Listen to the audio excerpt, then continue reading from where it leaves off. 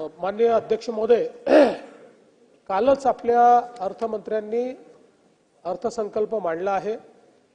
या अर्थसंकल्पामध्ये त्यांनी उल्लेख केला आहे की जे मल्टी इयर टॅरिफ पिटिशन आपण दाखल केलेलं आहे त्याच्यामध्ये पुढचे 5 वर्ष विजेचे भाव कमी होणार आहेत, आता विजेचे भाव वाढणार नाहीयेत। आता जे टाटानी पण केलेलं आहे, जे बीएसईएसनी पण केलं आहे, सगळ्यांचे आता मल्टी इयर टॅरिफ मध्ये त्या ठिकाणी भाव जे आहेत ते कमी होणार आहेत। तथापि कॉमस्कोर नुसार आता isakal.com आहे देशातील नंबर 1 ची मराठी न्यूज वेबसाईट। प्रत्येक अपडेटसाठी isakal.com ला नक्की भेट द्या। आपली अपेक्षा आहे की जास्तीत जास्त रूफटॉप सोलर झालं पाहिजे आणि म्हणून त्याच्यामध्ये आपण पहिल्यांदा 0 ते 300 हे जे ग्राहक आहेत या ग्राहकांकरता रूफटॉप सोलरची योजना जी केंद्र सरकारने आणलेली आहे, प्रधानमंत्री सूर्यघर मुफ्त बिजली योजना, ती योजना कार्यान्वित करतो आहोत। त्याला अलाइड अशी राज्याची योजना देखील आपण तयार करतो आहोत। परंतु आज आपण एक चांगली सूचना दिलेली आहे, मुंबईमध्ये हे जे काही मोठ्या इमारती आहेत या इमारतींना अपारंपरिक ऊर्जा स्रोताकडे नेण्याकरता, तसं बहुतांश ठिकाणी गिझर वगैरे तर त्यांचे सगळीकडे आता लागतातच येतं, अपारंपरिकवरच आहेत, पण त्याच्या व्यतिरिक्त तिथे कॅपॅसिटी जर असेल तर त्याकरता काही नव्याने योजना आणता येईल का याचा निश्चितपणे सरकार विचार करेल। सन्माननीय अध्यक्ष महोदय, माननीय मुख्यमंत्री महोदयांनी या ठिकाणी उत्तर देताना सांगितले की ह्या वीज दर वाढीचा अधिकार हा पूर्णपणे महाराष्ट्र राज्य विद्युत नियामक मंडळ आयोग म्हणजे MERC ला आहे असं सांगितलं आणि त्याप्रमाणे ते तशा प्रकारचा प्रस्ताव मांडतात आणि त्या पद्धतीने आपल्याला तो प्रस्ताव मान्य करावा लागतो, ही वस्तुस्थिती आहे। पण परवाच्या दिवशी मुख्यमंत्री महोदय, आपण राज्यपाल महोदयांच्या भाषणावर उत्तर देताना आपण असं म्हणालात की या महाराष्ट्र राज्य विद्युत नियामक मंडळाचं देणं 75,000 की 89,000 कोटी काहीतरी आपण पेंडिंग आहोत असं आपण सांगितलं। माझी आपल्याला विनंती या माध्यमातून अशी आहे की त्यांना याच्यामध्ये आपण एक शब्द प्रयोग केलेला आहे की एकूण महसुलाची गरज त्या प्रमाणात 20 ठरवून मिळावेत अशा प्रकारचा आयोग आपल्याकडे त्यांच्याकडे मागणी करतो, म्हणजे त्यांना त्यांचा महसूल पूर्ण करायचा असतो, हे आपणच कबूल केलं। पण आपण वेगवेगळ्या अशा पद्धतीच्या लोकांना सोयी सुविधा देतो, त्यामुळे हा लॉस मोठ्या प्रमाणात वाढतो, जसा की एसटी महामंडळाची अवस्था झालेली आहे।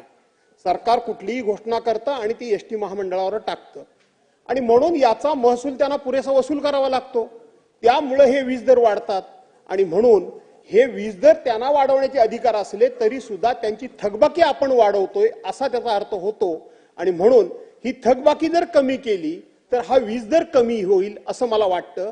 त्या दृष्टीने आपण भविष्यामध्ये पावलं उचलणार का? आणि दुसरं 2 नंबरच्या प्रश्नावर आपण खरं उत्तर देणार होता, तिथं अतुल सावेंचं नाव कसं कालंय तेवढं फक्त बघा। 2 नंबरचा प्रश्न हा अतुल सावेंकडे याकरता गेला की ते अपारंपरिक ऊर्जा स्रोत आहेत, पण नंतर लक्षात आलं की प्रश्न असा आहे की अपारंपरिकवरनं पारंपरिकला न्यायचा आहे, म्हणून तो माझ्याकडे आला। पहिल्यांदा मी थोडं माझ्याकडे क्लॅरिफिकेशन आलेलं आहे। मुरजी भाई, ही जी प्रधानमंत्री सूर्यघर मुफ्त योजना आहे ही सगळ्या सोसायट्यांना आपल्याला लागू करता येते। त्यांनी त्याच्यामध्ये फार कमी पैसे त्यांना भरावे लागतात आणि त्यांना मोठ्या प्रमाणात याचा फायदा घेता येईल, त्यामुळे आपण आपल्या भागामध्ये जरूर त्याचा प्रयत्न करावा।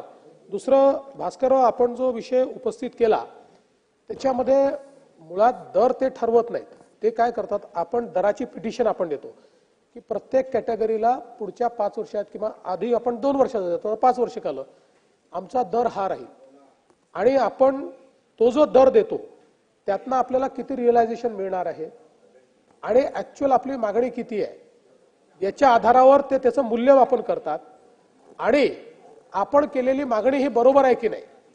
म्हणजे जसं आपल्याला मी सांगतो की 2 वर्षापूर्वी MERCनी आपण जे मागितले होते त्यातले 4,000 कोटी रुपये त्यांनी डिसअलाव करून टाकले। आता ते जे डिसअलाव होतात हे कंपनीवर बसतात, ते ग्राहकांच्या याच्यातनं वसूल नाही करतायत तुम्हाला, मग तो कंपनीचा लॉस आहे, ते कंपनीने सरकारकडनं घ्यावे। म्हणजे समजा त्यामुळे तुमच्या खर्चाची स्क्रुटिनी करतात, आपण त्यांच्याकडे एक प्रकारे आपली बॅलन्स शीट सादर करतो की 5 वर्षात आमचा खर्च एवढा आणि या रेटमुळे आम्ही असा वसूल करणार आहोत। मग ते पाहतात की तुम्ही दिलेला खर्च योग्य आहे का, असेल तर ते रेट अलाव करतात. जर त्यांना वाटलं की त्या खर्चात तुम्ही काही चुकीच्या गोष्टी पकडलेल्या आहेत, तेवढे खर्च ते डिसअलाव करतात आणि तुम्हाला सांगतात की तुमचा रेट कमी करा. किंवा एखाद वेळेस आपण जर लपवायचा प्रयत्न केला तर ते सांगतात की हा खर्च तुम्ही लपवलेला आहे, याचं तुम्ही कुठे वसूल करणार हे सांगा. त्यामुळे त्याचा रेट ठरवण्याचे अधिकार हे आपलेच आहेत, त्याला मान्यता देण्याचे अधिकार त्यांच्यात. म्हणजे त्यांच्याकडे प्रपोजल आपण देतो, मान्यता अंतिमता ते देतात, तो अधिकार त्यांचा आहे. तसं हे प्रपोजल गेलेलं आहे. आणि मी जे परवा बोललो ते आपण आपल्या कंपनीवर जे काही आता कर्ज उभं झालेलं आहे, आपण शेतकऱ्यांकडनं बिल वसुलीच करत नव्हतो.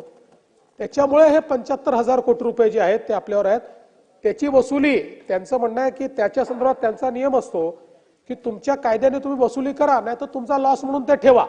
ते आता नवीन टेरिफमध्ये घेऊ देणार नाहीत.